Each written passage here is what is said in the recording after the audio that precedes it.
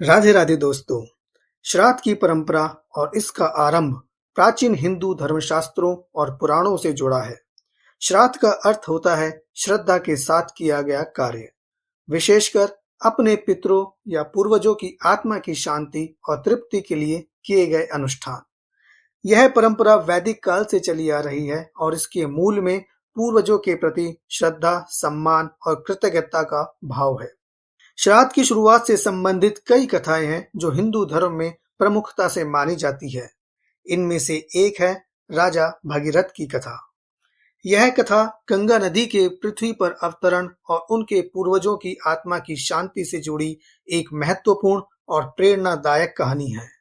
यह कथा न केवल एक महान तपस्वी राजा की कहानी है, बल्कि उसमें हमारे पूर्वजों के प्रति कृतज्ञता और सम्मान का गहरा संदेश भी छिपा है। भागीरथ की इस कहानी से यह समझने में मदद मिलती है कि कैसे एक व्यक्ति अपनी दृढ़ इच्छा, तपस्या और समर्पण से पूरे समाज और पूर्वजों की आत्मा की मुक्ति का मार्ग प्रशस्त कर सकता है। तो आइए सुनते हैं राजा भागीरथ की कथा। लेकिन इससे पहले ऐसी ही धार्मिक, पौराणिक एवं प्राचीन धर्म ग्रंथ की जानकारी प्राप्त करने के लिए हमारे इस चैनल को सब्सक्राइब कर लें। धन्यवाद। राजा भगीरथ का संबंध सूर्यवंशी राजा सगर से था, जो अयोध्या के एक महान राजा थे। राजा सगर की पत्नी के 60,000 पुत्र थे और दूसरी पत्नी का एक पुत्र था जिसका नाम असमंजस था। राजा सगर ने एक बार पृथ्वी के चारों ओर अश्वमेघ यज्ञ करने का निश्चय किया।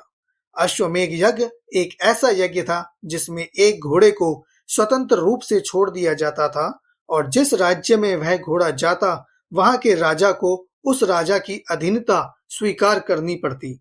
यदि कोई राजा उस घोड़े को रोकता तो उसे युद्ध में पराजित करना होता था।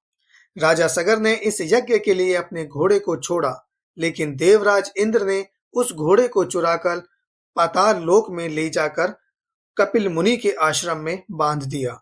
जब सगर के 60,000 पुत्र उस घोड़े को ढूंढते हुए कपिल मुनि के आश्रम पहुंचे, तो उन्होंने मुनि को घोड़े के पास ध्यान मग्न देखा और सोचा कि कपिल मुनि ने ही घोड़े को चुराया है। उन्होंने मुनि का अपमान करना शुरू कर दिया। ध्यान में मग्न कपिल मुनि का ध्यान भंग हुआ और उन्होंने क्रोधित होकर अपने नेत्रों से अग्नि प्रकट की, जिससे राजा सगर के 60,000 पुत्र भस्म हो गए। उनकी आत्माएं पाताल लोक में ही भटकने लगी और उन्हें मोक्ष नहीं मिला। यह घटना राजा सगर के लिए अत्यंत दुखदायी थी, लेकिन उन्हें यह भी समझ में नहीं आ रहा था कि उनके पुत्रों की आत्मा को शांति कैसे मिलेगी। इसलिए उन्होंने अपने पौत्र असमंजस के पुत्र अंशुमान को इस समस्या का समाधान करने के लिए भेजा। अंशुमान कपिल मुनि के आश्रम में पहुंचे और उन्होंने मुनि से क्षमा मांगी। मुनि ने उन्हें बताया कि राजा सगर के पुत्रों की आत्मा को तब तक शांति नहीं मिलेगी जब तक कि गंगा नदी को स्वर्ग से पृथ्वी पर लाकर उनके ऊपर प्रवाहित नहीं किया जाता। अंशुमान ने गंगा को पृथ्वी पर लाने के लिए कठिन तपस्या की, लेकिन वे इसमें सफल नहीं हो सके और उनकी मृत्यु हो गई। इसके बाद अंशुमान के पुत्र राजा दिलीप ने भी गंगा को पृथ्वी पर लाने के लिए तपस्या की, लेकिन वे भी असफल रहे। दिलीप के मन में यह बात थी कि अगर वे गंगा को पृथ्वी पर नहीं ला सके तो उनके पूर्वजों की आत्मा कभी भी शांति प्राप्त नहीं कर सकेगी। दिलीप की मृत्यु के बाद यह जिम्मेदारी उनके पुत्र भागीरथ पर आ गई। राजा भागीरथ एक धर्मपरायण और महान राजा थे। अपने पूर्वजों की आत्मा की शांति के लिए उन्होंने गंगा को पृथ्वी पर लाने का संकल्प लिया।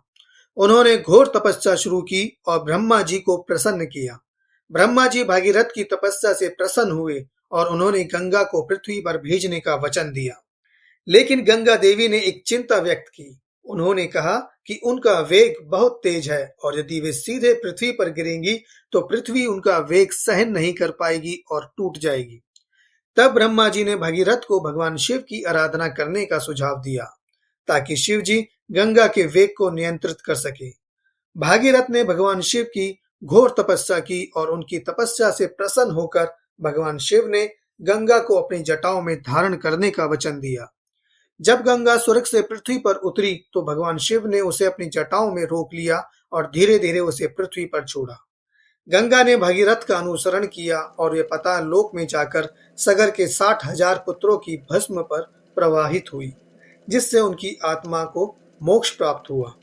गंगा का पृथ्वी पर अवतरण न केवल भागीरथ के पूर्वजों की आत्मा की शांति का प्रतीक है, बल्कि यह समस्त मानव जाति के लिए एक महान संदेश भी है। गंगा को हिंदू धर्म में पवित्र और मोक्षदायिनी माना जाता है।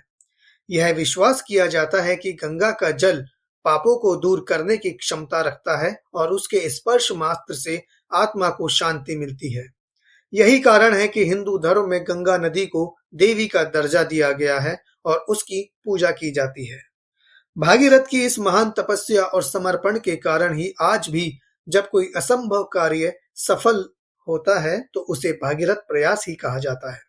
यह कथन यह दर्शाता है कि किसी भी कठिन कार्य को दृढ़ निश्चय, तपस्या और समर्पण से सफल बनाया जा सकता है। भागीरथ ने अपने पूर्वजों की आत्मा की शांति के लिए जो प्रयास किया, वह हमें यह सिखाता है कि हमारे जीवन में हमारे पूर्वजों का महत्वपूर्ण स्थान है। वे हमारे अस्तित्व का आधार हैं और उनके आशीर्वाद से ही हम जीवन में सुख, शांति और समृद्धि प्राप्त करते हैं।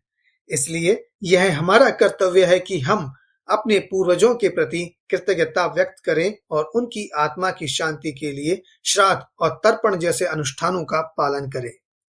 भागीरथ की कथा हमें यह भी सिखाती है कि कठिन से कठिन कार्य भी दृढ़ निश्चय और समर्पण से सफल हो सकते हैं।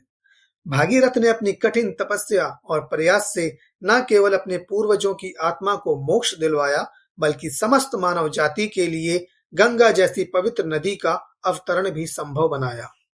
राजा भगीरथ की कथा हिंदू धर्म के उन महान संदेशों में से एक है जो पूर्वजों के प्रति आदर, श्रद्धा और कृतज्ञता की भावना को उजागर करती है। भागीरथ का संकल्प, उनकी तपस्या और गंगा के अवतरण की यह कथा हमें यह समझने में मदद करती है कि हम पूर्वजों का सम्मान और उनकी आत्मा की शांति के लिए किया गया प्रयास कितना महत्वपूर्ण है। पितृपक्ष में किए गए श्राद्ध और तर्पण भी इसी विचारधारा को आगे बढ़ाते हैं। राजा भागीरथ ने अपने पूर्वजों की आत्मा की शांति के लिए जिस प्रकार से प्रयास किए, वे एक आदर्श उदाहरण है कि हमें अपने पूर्वजों के प्रति कितना कृतज्ञ होना चाहिए। उनकी यह कथा हर व्यक्ति को यह प्रेरणा देती है कि हम अपने पितरों के प्रति अपने कर्तव्यों को समझें और उन्हें निभाने के लिए पूर्ण समर्पण के साथ प्रयास करें। अगर आपको यह जानकारी उपयोगी लगी हो तो इस वीडियो को लाइक और शेयर करना ना भूलें और यदि आपके पास पितृपक्ष से जुड़े कोई सवाल हैं तो कमेंट में जरूर पूछें। हमारे चैनल को सब्सक्राइब करें ताकि आपको और भी धार्मिक और सांस्कृतिक जानकारी समय समय पर मिलती रहे। धन्यवाद। राधे राधे।